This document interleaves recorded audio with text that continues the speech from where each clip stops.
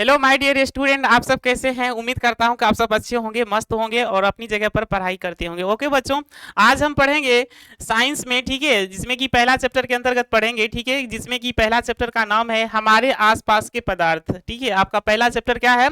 हमारे आसपास के पदार्थ। अंग्रेजी में क्या पढ़ेंगे? बोल इसको इसको अंग्रेजी में पढ़ेंगे आवर्स, इसको पढ़ेंगे अंग्रेजी में बच्चों। देखो, इसको यहाँ पे जो है हिंदी में लिखा हुआ है, 1 मिनट।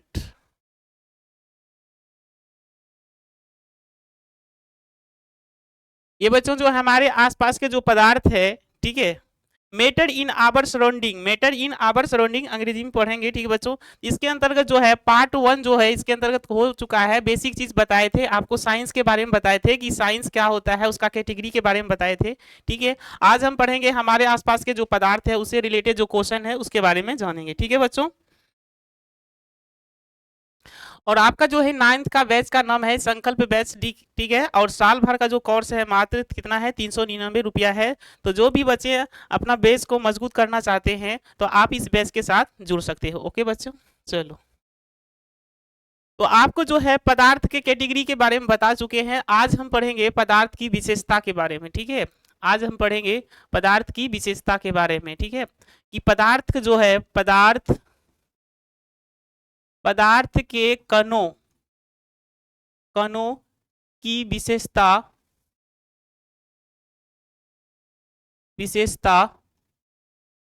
को लिखें। ठीक है, ये क्वेश्चन पढ़ेंगे बच्चों।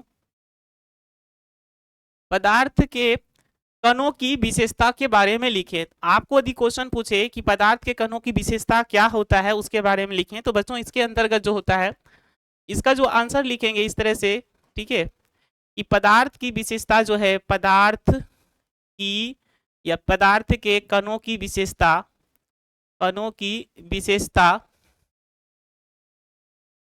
विशेषता इस प्रकार है, इस प्रकार है। एकदम आराम से पढ़ेंगे, कहीं पे कोई दिक्कत नहीं है। फर्स्ट आपका जो है पदार्थ के कणों के बीच जो होता है बच्चों, पदार्थ के कणों के बीच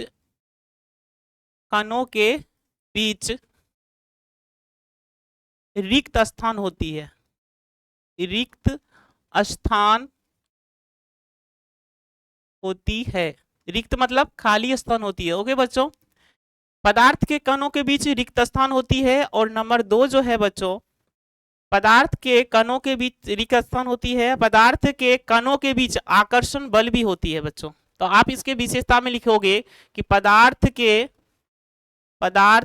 कणों के बीच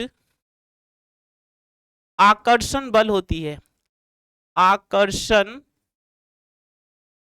बल होती है, बल होती है। और नंबर 3 में जो है बच्चों, देखो समझो, पदार्थ के कणों के बीच रिक्त स्थान होती है। कैसे होती है? जैसे मान लो कि आपका जो है, मान लो कि एक गिलास है। ठीक है, एक गिलास है और इस गिलास में क्या है? इस गिलास में पानी है। क्या है? पानी है बच्चों। ठीक है, इस गिलास में क्या है? पानी है। समझो, ये चीज को समझो कि पदार्थ के कणों के बीच रिक्त स्थान होती है। तो रिक्त स्थान तो होती है, लेकिन वो चीज हमें समझ में नहीं आता कैसे रिक्त स्थान होती है। बच्चों इसमें क्या है? पानी है। आप इसमें क्या करो, 1 चम्मच क्या करो, नमक डाल दो। 1 चम्मच क्या डालना है? नमक। इसमें क्या करना है? डाल देना है। तो इसमें नमक जैसे डालोगे तो बच्चों क्या हो जाएगा? पानी में मिल जाएगा। तो पानी में मिला क्यों? पानी में इसीलिए मिला क्योंकि बच्चों इसमें जो है कण जो है, मतलब जल जो है, जल का जो कण है उसके बीच क्या है? रिक्त स्थान है। तो उसी में क्या हो गया? समाजित हो जाता है, समावेशित हो जाता है नमक। ठीक है, उसका जो कण है, नमक का जो कण है, इसमें क्या होता है? समावेशित हो जाता है। ठीक है, इसके बीच जो रिक्त स्थान होती है उसमें क्या होती है? समावित हो जाती है। इस तरह से क्या होती है?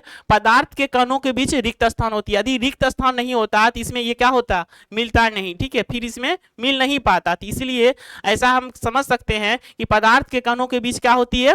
रिक्त स्थान होती है। दूसरा पॉइंट में बताया कि पदार्थ के कणों के बीच आकर्षण बल होती है। जैसे मान लो कि लोहा होता है, जैसे लोहा है, ठीक है, या कोई मिट्टी होता है, ठीक है, तो उसके बीच जो होता है आकर्षण बल जो होती है मजबूत होती है। ठीक है, जैसे पदार्थ का जो कैटेगरी बताए थे, जिसमें बताए थे ठोस, द्रव, गैस, ठीक है, उसका जो कैटेगरी होता है, तो सबसे ज्यादा आकर्षण बल जो होता है बच्चों वो ठोस में होता है। किस में होता है? ठोस में। आकर्षण बल के कारण वो क्या होता है? मजबूत होता है। उसका जो कण होता है, उसके कणों के बीच जो आकर्षण बल होता है, एक दूसरे को क्या करते हैं? पकड़े रहते हैं, ठीक है, जिसके कारण वो क्या होता है? ठोस अवस्था में होता है। लेकिन वही कहानी जो होता है द्रव में जो होता है, ठोस की अपेक्षा क्या होता है? कम आकर्षण बल होता है। और गैस में जो होता है बच्चों, गैस में जो होता है आकर्षण बल नाकन्य के बराबर होता है, यानी ना के ही बराबर होता है, ठीक है। तो ये सारे जो कंडीशन है बढ़िया से समझना है, ठीक है। तो रिक्त स्थान समझ गए, अब आकर्षण बल भी हो गया। अब तीसरा पॉइंट जो है बच्चों, पदार्थ के कणों या पदार्थ के कण गतिशील होता है। क्या होता है? गतिशील होता है। कैसे समझेंगे बच्चों कि पदार्थ के जो कण होते हैं वो गतिशील होते हैं? पदार्थ के कण गतिशील होता है। पदार्थ के कण क्या होते हैं? गतिशील होता है बच्चों। जैसे मान लो कि एक कोना में क्या करेंगे, मोमबत्ती को जैसे जलाते हैं, ठीक है, पहले ऐसे कर देना कि एक कोना में क्या करना, मोमबत्ती को रख देना, ठीक है। तो उसको रख देने से क्या होता है, उसका गंध लेने के लिए उसके नजदीक जाना पड़ता है, ठीक है। लेकिन जब उसको जला देंगे और दूर बैठे रहेंगे तो उससे क्या होगा, उसका गंध वहां तक पहुंच जाएगा। तो इससे ये साबित होता है उसका जो कण है बच्चों वो गतिशील है। पदार्थ का जो कण होता है वो क्या होता है? गतिशील होता है। इसीलिए एक स्थान से दूसरे स्थान तक वो क्या होता है? पहुंच जाता है। तो ये आपका क्या हुआ? पदार्थ की कणों की विशेषता हुआ। तो पदार्थ की कणों की विशेषता नंबर 1 में क्या हो गया? पदार्थ के कणों के बीच रिक्त स्थान होती है। नंबर 2, पदार्थ के कणों के बीच क्या होता है? आकर्षण बल होता है। नंबर 3 जो है, पदार्थ के कण गतिशील होता है, ठीक है बच्चों। तो इस तरह से आपका क्या हुआ? ये विशेषता हुआ, ठीक है। आपको ये भी बता दिए कि रिक्त स्थान कैसे होता है। यदि रिक्त स्थान इस पानी में नहीं होता तो ये नमक इसमें नहीं घुल पाता, ठीक है बच्चों। तो इसमें रिक्त स्थान है, इसलिए ये इसमें क्या हो जाता है? समावेशित हो जाता है। क्या हो जाता है? समावेशित हो जाता है, इसमें मिल जाता है। उसका जो रिक्त स्थान होता है उसमें क्या हो जाता है? मिल जाता है। यहां तक कोई दिक्कत नहीं। चलो नेक्स्ट जानते हैं बच्चों। अब पढ़ेंगे विसरण। आपका जो है हमारे आसपास के जो पदार्थ है बच्चों, उसके अंतर्गत जो क्वेश्चन है उसके बारे में जान रहे हैं, एक एक करके जानेंगे, ठीक है। तो जैसे यहाँ पे आपका है विसरण। विसरण किसको कहेंगे बच्चों? विसरण जो है, यदि आपसे कोई पूछे कि विसरण क्या होता है, ये विसरण क्या चीज होता है, तो बच्चों देखो, दो भिन्न भिन्न अलग पदार्थ या दो अलग अलग पदार्थ, आप ऐसे भी लिख सकते हो, दो अलग अलग पदार्थ, दो अलग अलग पदार्थ के कण, दो अलग अलग पदार्थ के कण या कणों स्वतः, स्वतः मतलब स्वयं, स्वतः आपस में आपस में आपस में मिल जाती है, मिल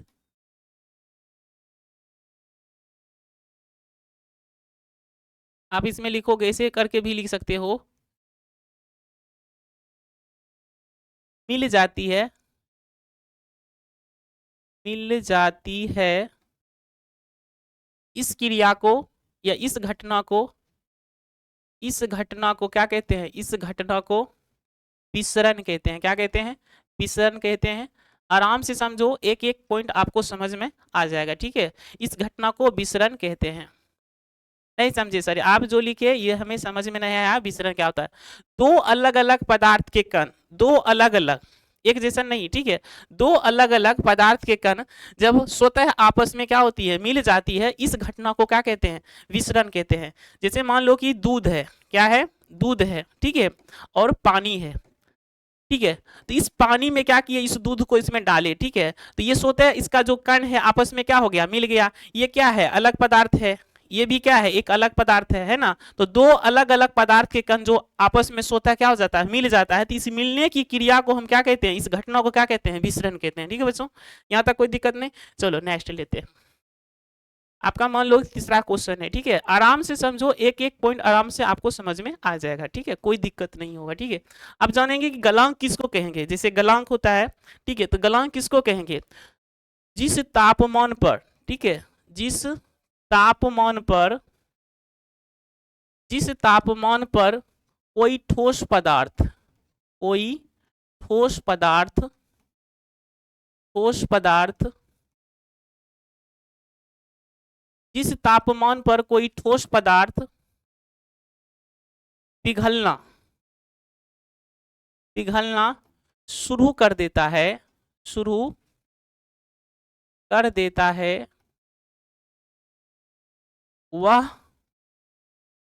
वह उस ताप का, वह उस पदार्थ का, वह उस पदार्थ का गलांक कहलाता है। ठीक है, वह उस पदार्थ का क्या कहलाता है? गलांक कहलाता है। ठीक है, आराम से समझो, कहीं पे कोई दिक्कत नहीं होगा। उस पदार्थ को क्या कहेंगे? वो गलांक कहलाता है। ठीक है, जैसे मान लो कि बर्फ है ना, तो बर्फ जब उसमें हम क्या करते हैं, ताप डालते हैं तो क्या होता है? पिघलना शुरू कर देता है। तो जिस तापमान पर वह पदार्थ क्या होता है? पिघलना शुरू कर देता है, वह उसका क्या कहलाएगा? वह उस पदार्थ का क्या कहलाएगा? गलांक कहलाएगा। क्या कहलाएगा? गलांक कहलाएगा। ठीक है बच्चों, यहां तक कोई दिक्कत नहीं। ठीक है, चलो नेक्स्ट लेते हैं। चौथा में आपका है क्वथनांक। क्वथनांक किसको कहेंगे?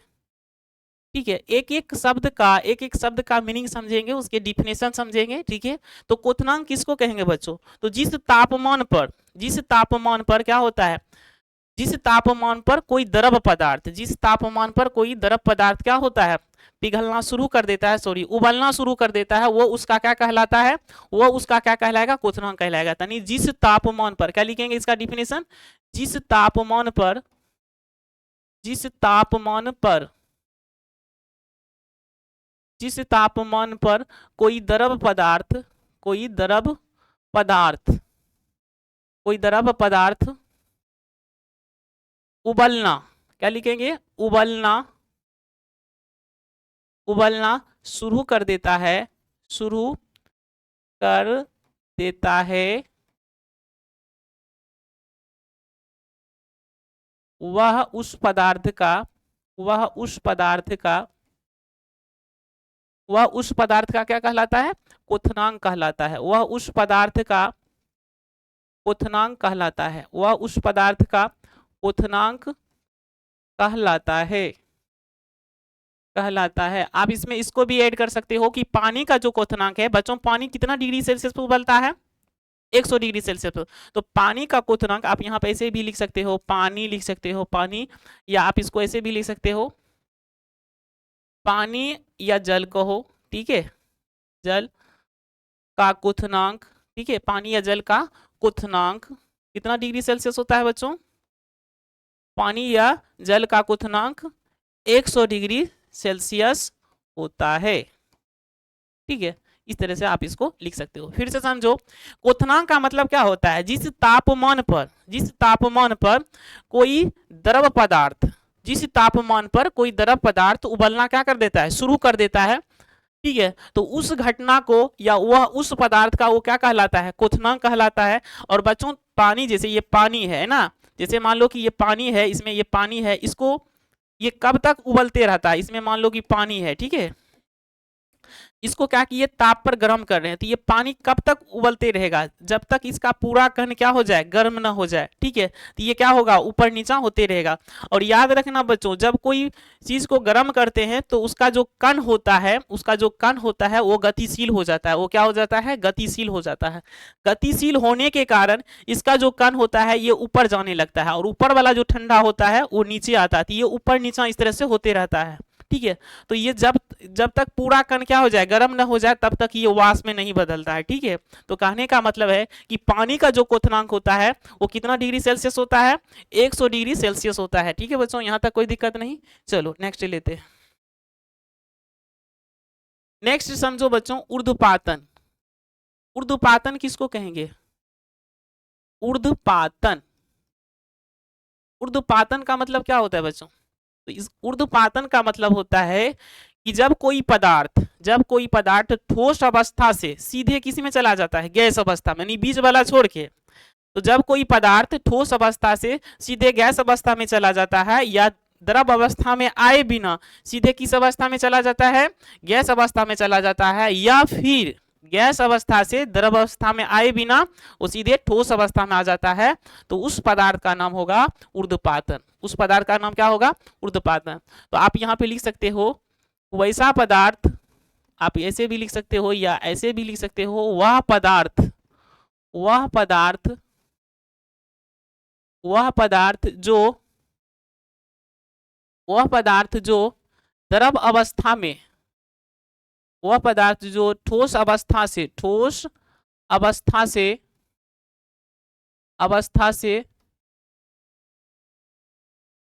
ठोस अवस्था से ठोस अवस्था से द्रव अवस्था में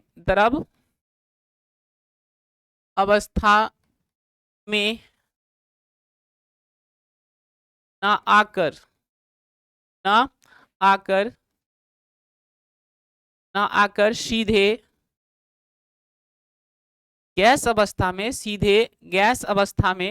गैस अवस्था में आ जाती है या फिर या आप इसको ऐसे भी लिख सकते हो, या गैस अवस्था से आप ऐसे भी लिख सकते हो, गैस अवस्था से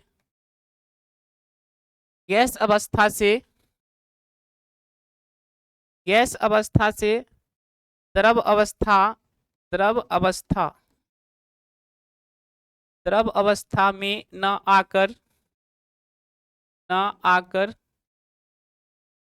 आप ऐसे भी लिख सकते हो, न आकर सीधे ठोस अवस्था में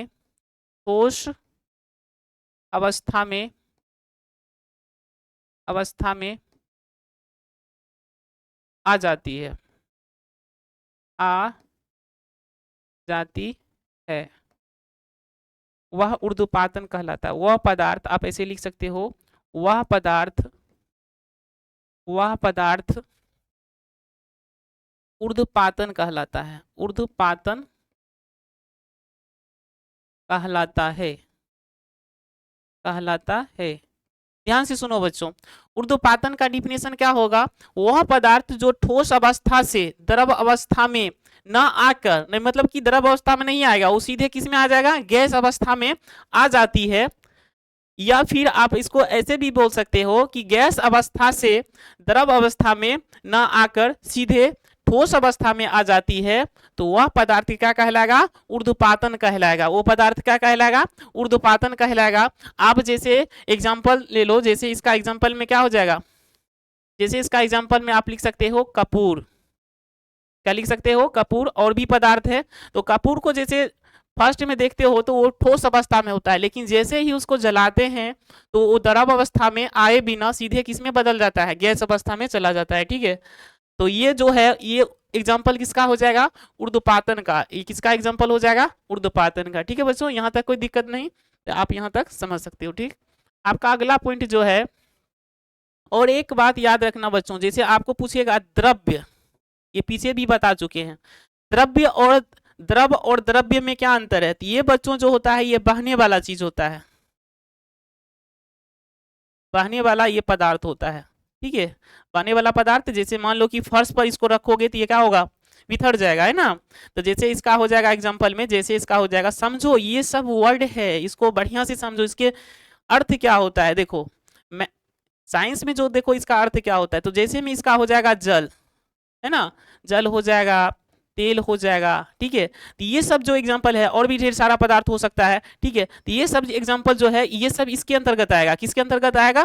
द्रव के अंतर्गत आएगा। लेकिन बच्चों ये जो होता है ये बहने वाला चीज नहीं होता है, मतलब कि ये बहने वाला चीज नहीं होता है। इसके अंतर्गत आप लिख सकते हो ऐसे बोले, जैसे लिख सकते हो मकई, क्या लिख सकते हो? मकई लिख सकते हो, मटर लिख सकते हो, ठीक है, गेहूं लिख सकते हो। ठीक है, ये सारे क्वेश्चन देखो, ध्यान से देखो। ठीक है, इसको भी नापने तोलने वाला चीज होता है, ये भी नापने तोलने वाला चीज होता है, लेकिन ये बहने वाला चीज होता है, ये बहने वाला चीज नहीं होता है। तो ये सारे जो पदार्थ है बच्चों, ये आएगा आपका किसके अंतर्गत? द्रव्य के अंतर्गत आएगा। और ये सारे जो पदार्थ आएगा इसके अंतर्गत जो बहने वाला चीज होता है ये आएगा द्रव के अंतर्गत। ठीक है, तो ये थोड़ा सा पॉइंट था समझने वाला। ठीक है, तो भाई यहाँ से ये सब क्या करना है? समझना है। ठीक है, यहाँ तक कोई दिक्कत नहीं। चलो नेक्स्ट लेते हैं। अब नेक्स्ट में पढ़ेंगे बच्चों प्रसुप्त उष्मा। प्रसुप्त उष्मा, ये प्रसुप्त उष्मा क्या होता है बच्चों? तो समझते हैं इसके बारे में। प्रसुप्त उष्मा किसको कहेंगे? देखो, वायुमंडलीय दाब पर, वायुमंडलीय दाब पर 1 केजी, 1 केजी ठोस को, 1 केजी ठोस को, ध्यान से सुनो बच्चों, 1 केजी ठोस को उसके गलांक पर, उसके गलांक, गलांक का डिफिनेशन बता दिए बच्चों, गलांक पर, उसके गलांक पर, उसके गलांक पर द्रव अवस्था में, द्रव अवस्था में, द्रव अवस्था में बदलने के लिए, बदलने, बदलने के लिए जितना उष्मा की जरूरत होती है, जितना उष्मा, उष्मा, उष्मा मतलब गर्मी, उष्मा की जरूरत होती है, उष्मा की जरूरत, जरूरत होती है, होती है, वह, वह उस पदार्थ का, वह उस पदार्थ का, कौन पदार्थ का, जो ठोस पदार्थ होता है, उस पदार्थ का प्रसुप्त उष्मा कहलाता है, प्रसुप्त उष्मा, प्रसुप्त उष्मा कहलाता है, उष्मा कहलाता है। समझो इस चीज को, ठीक है, ये तो डिफिनेशन हुआ, इस चीज को समझना है। देखो प्रसुप्त उष्मा किसको कहेंगे, वायुमंडलीय दाब पर 1 केजी ठोस को, ठीक है, मान लेते हैं 1 केजी ठोस को उसके गलांक पर द्रव अवस्था में बदलने के लिए जितना उष्मा की जरूरत होती है, ठीक है। जैसे मान लो कि बर्फ है ना, तो एक मान लो कि यहाँ पे बर्फ है, तो इसको बर्फ को द्रव अवस्था में बदलने के लिए इसमें ताप की जरूरत होगी ना जी, इसमें किसकी जरूरत होगी, उष्मा की जरूरत होगी। तो जितना मात्रा में इसमें उष्मा की जरूरत होगी तो उसी का नाम होगा प्रसुप्त उष्मा। क्या नाम होगा, प्रसुप्त उष्मा होगा। ठीक है बच्चों, यहाँ तक कोई दिक्कत नहीं, बढ़िया से पढ़ो, कहीं पे कोई दिक्कत नहीं होगा। ठीक है, यहाँ पे एक पॉइंट आया है, वायुमंडलीय दाब किसको कहेंगे, चलो इसका डिफिनेशन जान लेते हैं। ठीक है, मान लो 6 नंबर है वायुमंडलीय दाब, यहाँ पे क्या आया है, वायुमंडलीय दाब। ठीक है, वायुमंडलीय दाब किसको कहेंगे, ध्यान से सुनो बच्चों, वायु के दाब को, वायु के दाब को वायुमंडलीय दाब कहेंगे। तो आप इसको ऐसे भी लिख सकते हो, वायु के दाब को, वायु मतलब हवा, वायु के दाब को, वायु के दाब को वायुमंडलीय दाब कहेंगे, वायुमंडलीय, मंडलीय दाब कहते हैं। ठीक है बच्चों, वायुमंडलीय दाब कहते हैं। ठीक है, आराम से सीखना है, कोई धड़फड़ी नहीं है। ठीक है, तो वायु के दाब को वायुमंडलीय दाब कहते हैं। ठीक है बच्चों, यहाँ तक कोई दिक्कत नहीं। और याद रखना बच्चों, जैसे मान लो कि समुद्र है, समुद्र का लहर इस तरह से होता है ना, तो इस पर जो बच्चों होता है वायुमंडलीय दाब जो होता है, वायुमंडलीय जो इस पर दाब जो होता है बच्चों, वो होता है 1 एटम। ये एटम का मतलब क्या होता है बच्चों, एटमॉस्फेयर। क्या होता है, एटमॉस्फेयर होता है। याद रखना, ये सब चीज है याद करने वाला। ठीक है, पॉइंट में है। ठीक है, जैसे मान लो कि ये समुद्र है, इसके ऊपर जो होता है, उसके तरल मतलब पानी के ऊपर जो होता है दाब जो होता है 1 एटमॉस होता है। और 1 एटमॉस जो होता है बच्चों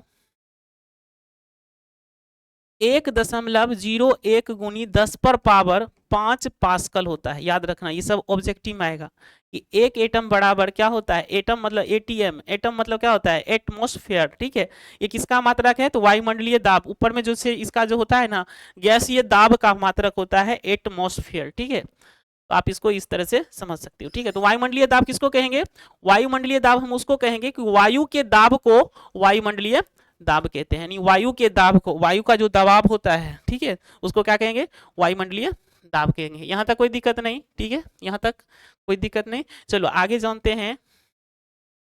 आगे मान लो कि 7वां नंबर है, ठीक है, वाष्पीकरण। वाष्पीकरण किसको कहेंगे बच्चों, वाष्पीकरण, तो द्रव को आप यहाँ पे ऐसे लिख सकते हो, द्रव को वाष्प में बदलने की क्रिया को, द्रव को वाष्प में, वाष्प में बदलने की क्रिया को, बदलने की क्रिया को, बदलने की क्रिया को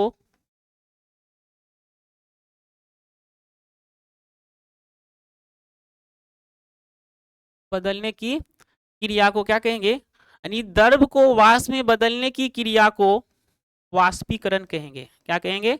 वाष्पीकरण, वाष्पीकरण कहते हैं। ठीक है, उसको क्या कहेंगे? वाष्पीकरण कहेंगे। बच्चों ये वाष्पीकरण की घटना जो होता है कब होता है? अब गर्मी आ गया है ना, तो गर्मी के मौसम में वाष्पीकरण की जो क्रिया होती है बहुत ही तेज हो जाती है। और वाष्पीकरण होने से क्या होता है? तो देखो यहाँ पे लिख देते हैं, वाष्पीकरण की क्रिया होने से, होने से शीतलता प्रदान होती है। शीतलता क्या होती है? शीतलता, शीतलता होती है ना, शीतलता, शीतलता प्राप्त होती है, प्राप्त होती है। आप ऐसे इसको लिख सकते हो, शीतलता प्राप्त होती है। फिर से समझो बच्चों कि वाष्पीकरण किसको कहेंगे? द्रव को वाष्प में बदलने की क्रिया को, द्रव को वाष्प में बदलने की क्रिया को क्या कहेंगे? वाष्पीकरण कहेंगे। और वाष्पीकरण होने से क्या होता है? तो शीतलता होती है, ठंडक की अनुभव होती है ना। ये वाष्पीकरण का डिफिनेशन हुआ है। ठीक है बच्चों, इस तरह से आप गर्मी के मौसम में देखे होंगे बच्चों कि जैसे पेड़ पौधे की जो पत्ती होती है वहां पे क्या होता है? वाष्पीकरण की क्रिया ज्यादा होने लगती है। ठीक है, अपने आप देखते होंगे कि पानी क्या होता है? टपक टपक के गिरने लगता है। ठीक है, तो वहां पे जो होता है, और बच्चों पत्ती में जो होता है रद्र होता है, छोटे छोटे छिद्र होते हैं, उसको रद्र बोलते हैं। ठीक है, तो उसी के जरिए क्या होता है? वाष्पीकरण की क्रिया होती है। यहाँ तक कोई दिक्कत नहीं? चलो नेक्स्ट समझते हैं। ठीक है, यहाँ तक कोई दिक्कत नहीं। अब हम कुछ इसमें पॉइंट आया है ना जिसको कि माप सकते हैं। ठीक है, जिसको कि मापने वाला राशि होता है, तो उसके बारे में जान लेते हैं। ठीक है, चलो तो यहाँ पे लिखे हैं कि कुछ, ऐसे लिख देते हैं, कुछ मापने, मापने योग्य, योग्य राशि। ठीक है, ध्यान से सुनो बच्चों, राशि भी बता देते हैं, साथ साथ मात्रक और उसका संकेत भी बता देते हैं। ठीक है, तो आप एक साइड लिख लो राशि, क्या लिखो? राशि। ठीक है, और इसका मात्रक लिखना है तो आप इसको बीच में ऐसे ही लिख सकते हो, मात्रक। ठीक है, हर चीज का क्या होता है? मात्रक होता है ना। तो मात्रक हो गया, उसके बाद आप लिख सकते हो यहाँ पे संकेत। ठीक है, क्या लिख सकते हो? संकेत। अब एक एक करके जानते हैं। ठीक है, आराम से पढ़ना है, कोई धड़पड़ने की जरूरी नहीं है। ठीक है, तो पहला आपका है तापमान। ठीक है, क्या है? तापमान है। तो तापमान का मात्रक क्या होता है? केल्विन होता है। याद रखना बच्चों, ये सब ऑब्जेक्टिव में आपको आएगा, और प्रत्येक चैप्टर का हम ऑब्जेक्टिव भी करवाएंगे। ठीक है, तो आपको कोई घबराने की कोई जरूरी नहीं है, आपको कोई दिक्कत नहीं होगी। ठीक है, मस्ती से पढ़ो, कोई कहीं पे कोई दिक्कत नहीं होगी। ठीक है, तो ताप का जो मात्रक होता है बच्चों, ताप का क्या होता है? केल्विन होता है। क्या होता है? केल्विन। तो केल्विन कैसे लिखेंगे? इस तरह से। ठीक है, केल्विन, और केल्विन का संकेत क्या होता है? के होता है, याद रखना बच्चों। ठीक है, तो ये हो गया केल्विन। दूसरा आपका है लंबाई। क्या है? लंबाई। और लंबाई का मात्रक क्या होता है बच्चों? लंबाई का मात्रक होता है मीटर। क्या होता है? मीटर। और मीटर को क्या बोलते हैं? Small M. ठीक है, एक एक करके जानो। ठीक है, कोई दिक्कत नहीं होगा कहीं पे नहीं। ठीक है, तो आपका तापमान हो गया, लंबाई हो गया। तीसरा आपका है द्रव्यमान। ठीक है, तो द्रव्यमान का जो होता है मात्रक जो होता है बच्चों,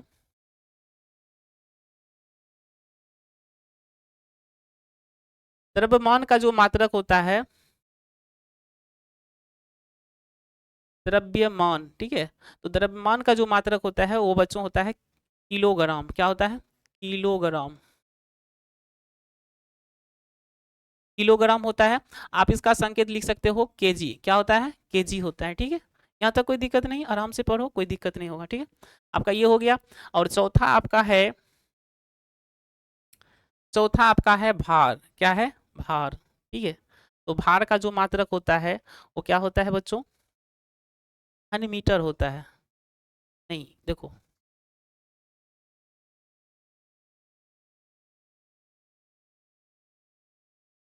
आराम से सीखना है, कोई धड़फड़ाने की कोई जरूरी नहीं है। ठीक है, आराम से सीखो। आपका होता है चौथा में भार, और भार का मात्रक होता है न्यूटन। क्या होता है? न्यूटन होता है। और इसका संकेत क्या होगा बच्चों? एन होगा। क्या होगा? एन होगा। ठीक है, सुन रहे हो तुम सब? चलो, इसमें हो गया कि भार का मात्रक न्यूटन हो गया। उसके बाद आपका जो आता है वो है आयतन। क्या है? आयतन। ठीक है, और आयतन का मात्रक क्या होगा? घन मीटर। क्या होगा, घन मीटर होगा। ठीक है, तो घन मीटर का संकेत क्या होगा, मीटर क्यों। ठीक है, इस तरह से, यानी एम पर पावर एन है तो इसको आप क्यों पढ़ोगे, एम पर पावर 2 रहेगा, जैसे मान लो कि एम पर पावर 3 रहता है तो इसको क्या पढ़ते हो, घन मीटर, क्या पढ़ते हो, घन मीटर पढ़ते हो। ओके, और जैसे एम पर पावर 2 रहेगा इसको क्या पढ़ोगे, वर्ग मीटर, क्या पढ़ोगे, वर्ग मीटर पढ़ोगे। ओके बच्चों, यहाँ तक कोई दिक्कत नहीं, तो आराम से ये सब चीज सीखना है, आराम से सीखो, कोई दिक्कत कहीं पे नहीं होगा। ठीक है, ये आपका हो गया। ठीक, और आपका जो है ये हो गया 5। अब छठा में आपका जो है वो आपका है, यहाँ तक कोई दिक्कत नहीं है। अब देखो यहाँ पे तापमान केल्विन हो गया, लंबाई हो गया मीटर, ठीक है, द्रव्यमान हो गया किलोग्राम, ठीक है, भार हो गया न्यूटन, आयतन हो गया घन मीटर, और आपका जो है लास्ट में जो होता है आपका जो है घन मीटर, जैसे आपका घनत्व होता है, क्या होता है, घनत्व होता है। ध्यान से सुनो बच्चों, हम क्या बोल रहे हैं, क्या लिख रहे हैं, ध्यान से सुनना है। किलो, इसका होगा किलोग्राम, किलोग्राम, ठीक है, प्रति घन मीटर, प्रति घन मीटर। ठीक है, आप यहाँ पे लिख सकते हो घन मीटर। ठीक है, या आप ऐसे भी लिख सकते हो उसको। ठीक है,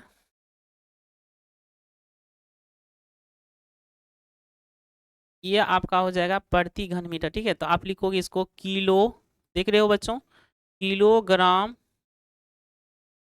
किलोग्राम हो जाएगा,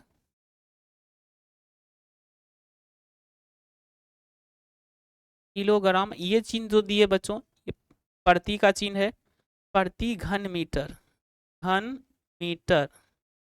ठीक है बच्चों, ये आपका प्रति घन मीटर हुआ। ठीक है, आप इसको संकेत में कैसे लिखोगे, तो किलोग्राम को लिखोगे केजी, और घन मीटर को आप ऐसे भी लिख सकते हो मीटर क्यों। आप यही चीज को बच्चों ऐसे भी लिख सकते हो, या करके आप इसको ऐसे भी लिख सकते हो केजी, केजी और मीटर पर पावर -3। ठीक है, आप इस चीज को ऐसे भी लिख सकते हो। कहने का मतलब है, समझो ये चीज को, जैसे आपका था यहाँ पे केजी, ठीक है, अब प्रति में क्या था, प्रति में था मीटर क्यों। ठीक है, तो आप इस चीज को ऐसे भी लिख सकते हो, या ऐसे भी लिख सकते हो केजी और मीटर पर पावर -3। ठीक है, आपको पढ़ाए होंगे मैथ में कि 2 पे पावर, मान लो कि यहाँ पे 2 है, तो इसको जब ऊपर ले जाते हैं तो 2 पर पावर -2 बन जाता है ना। तो नीचे में देखो यहाँ पे क्या है, इसका मतलब क्या, प्रति का मतलब बटा हुआ है ना। तो इस तरह से जब इसको ले जाएंगे तो इस तरह से आप इसका डिफिनेशन बता सकते हो। ठीक है, कोई दिक्कत नहीं। चलो, एक आपका बच गया है, उसके बारे में भी जान लेते हैं। आपका एक बच गया है दाब, क्या बच गया है, दाब, और दाब का जो मात्रक होता है बच्चों वो आपका होता है पास्कल, क्या होता है, पास्कल होता है। ठीक है, देख रहे हो बच्चों, और पास्कल को क्या लिखते हैं संकेत में, पीए, क्या लिखते हैं, पीए। ये सारे कंडीशन है, ये सब कंडीशन को क्या करना है, बढ़िया से देख के समझना है। ठीक है, आपको ये ऑब्जेक्टिव में भी आ सकता है ना, तो समझो फिर से।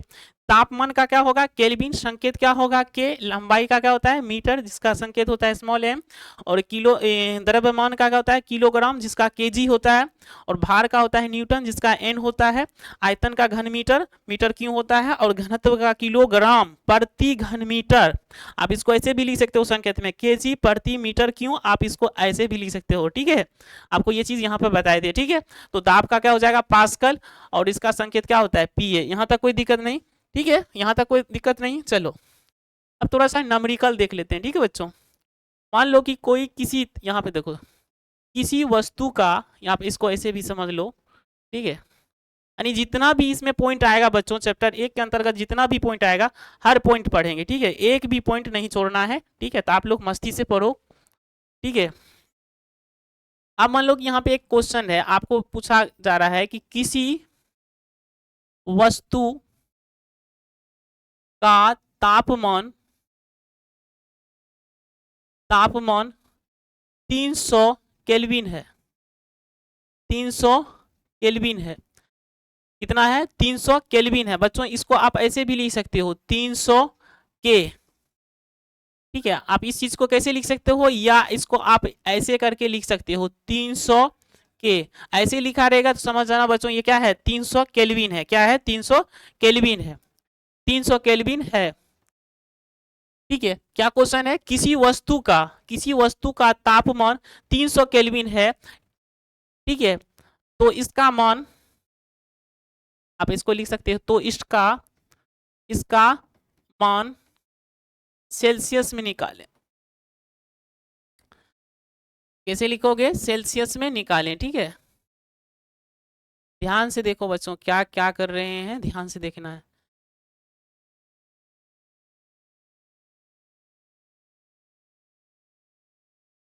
सेल्सियस में निकालें, ठीक है। कैसे निकालोगे? ठीक है, देखो इसका आंसर क्या हो जाएगा। जैसे मान लो कि यहाँ आपका एक फार्मूला होता है, ये फार्मूला याद रखना बच्चों। जैसे केल्विन का आदि कहेगा, केल्विन का कहेगा कि केल्विन बराबर जो होता है 273 प्लस में क्या होता है? सेल्सियस होता है।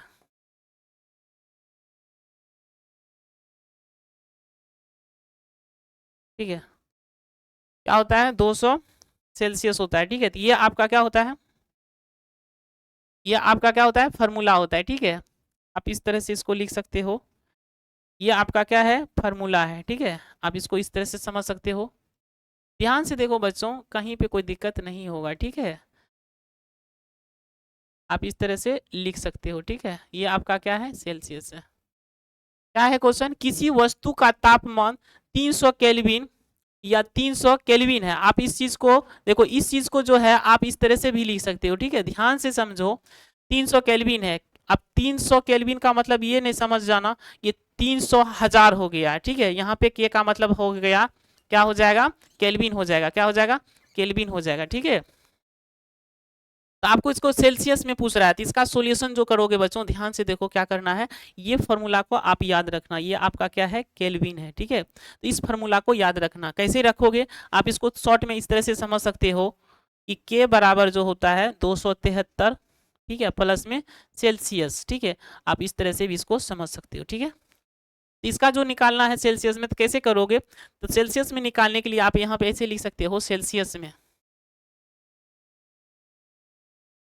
सेल्सियस में। इसको डायरेक्ट ही लिख सकते हो, डायरेक्ट ये वाला सेल्सियस में निकालने के लिए क्या करते हैं? तो सेल्सियस में निकालने के लिए क्या करेंगे? केल्विन में से क्या करेंगे? 273 को क्या करेंगे? घटाएंगे। 273 को क्या करेंगे? घटाएंगे। केल्विन में से 273 को घटाएंगे तो केल्विन आपका कितना है? 300 है। तो केल्विन आपका 300 है, 300 में से किसको घटाएंगे? 273 को घटाएंगे। तो जो आपका मान आएगा वो आपका क्या आएगा? सेल्सियस में आएगा। तो देखो, 0 में से 3 घटाओगे तो 7 आएगा, और 9 में से 7 घटाओगे तो 2 आएगा। ये तो 2 खत्म हो जाएगा। ये आपका क्या किस में आ गया? सेल्सियस में। सी किसको डिनोट करेगा? सेल्सियस को डिनोट करेगा, ठीक है। कहने का मतलब है कि 27 डिग्री सेल्सियस जो है वो कितना केल्विन के बराबर है? 300 केल्विन के बराबर है। इसका मतलब यही हुआ, ठीक है बच्चों। यहाँ तक कोई दिक्कत नहीं। अब देखो, यहाँ पे क्वेश्चन इस तरह से आपको ऑब्जेक्टिव में पूछ सकता है, या नंबरिकल आपका है, ठीक है, तो 2 नंबरा में पूछ सकता है, ठीक है। तो बढ़िया से समझना है, कोई दिक्कत नहीं होगा, ठीक है। तो यदि आपको केल्विन में कहेगा तो केल्विन में निकालना है, यदि आपको किस में कह दे? सेल्सियस में, तो सेल्सियस में इस तरह से निकाल देंगे, ठीक है बच्चों। लेकिन ये फॉर्मूला याद रखना इस तरह का, ठीक है। अब एक दूसरा क्वेश्चन ले लेते हैं। देखो, आप यहाँ पे समझ सकते हो कि पानी का तापमान, या आप ऐसे भी लिख सकते हो, कोई वस्तु का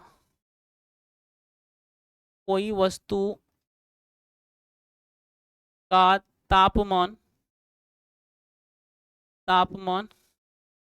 100 डिग्री सेल्सियस है। 100 डिग्री सेल्सियस है, ये सेल्सियस है बच्चों, ठीक है, सेल्सियस है।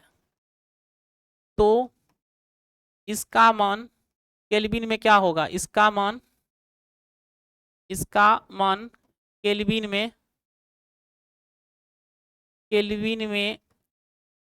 क्या होगा? ठीक है। बढ़िया से समझो, कहीं पे कोई दिक्कत नहीं होगा। तो आपको एक फार्मूला भी बताए बच्चों कि केल्विन बराबर होता है 273, और प्लस में क्या होता है? सेल्सियस होता है ना। यही फार्मूला पे क्या करेंगे? इसको डील करेंगे, ठीक है। आपको इसमें पूछ रहा है केल्विन में, तो आप यहाँ पे सॉल्यूशन करो इसका। तो सॉल्यूशन करोगे, जैसे यहाँ पे लिखोगे केल्विन के लिए, केल्विन में क्या लिखना है? केल्विन में। याद रखना, कोई भी वस्तु का जो तापमान होता है बच्चों, कोई भी वस्तु का क्या होता है? तापमान जो होता है ना। ध्यान से समझो हम क्या बोल रहे हैं। कोई भी वस्तु का जो तापमान होता है उसको 2 चीज में मापा जाता है, ठीक है। एक मापते हैं केल्विन में, ठीक है, एक किसमें मापते हैं? केल्विन में। और एक जो बच्चों होता है वो आपका होता है सेल्सियस में। किस में होता है? सेल्सियस में होता है, ठीक है, वो किस में होता है, सेल्सियस में होता है, ठीक है। तो यदि आपको तापमान सेल्सियस में दिया रहे तो यदि केल्विन में निकालने के लिए इस तरह से क्या करेंगे, फॉर्मूला सेट करेंगे, या आपको कहेगा कि केल्विन में दिया हुआ है तो सेल्सियस में निकालें, तो कैसे निकालेंगे, तो वो सारी चीज आपको बता रहे हैं, ठीक है। तो ध्यान से देखना है, कहीं पे आपको कोई दिक्कत नहीं होगी, ठीक है। आप केल्विन में निकालने के लिए क्या करोगे, तो केल्विन बराबर आपको फॉर्मूला बताए थे कि क्या करना है, 273 में क्या करना है, तो 273 में बच्चों क्या करना है, सेल्सियस को जोड़ देना। तो सेल्सियस कितना है, 100 है ना। तो ये दोनों को जोड़ोगे कितना हो जाएगा, 373 हो जाएगा। और 373 किस में, केल्विन में बोल रहा है, तो इसका मतलब के, तो ये आपका क्या हुआ, आंसर हुआ, ठीक है। तो यहाँ तक कोई दिक्कत नहीं, मस्ती से पढ़ो बच्चों, कहीं पे कोई दिक्कत नहीं होगा, ठीक है। तो मिलते हैं नेक्स्ट क्लास में, ठीक है। यहाँ तक आपको कोई दिक्कत नहीं। जय हिंद, जय भारत।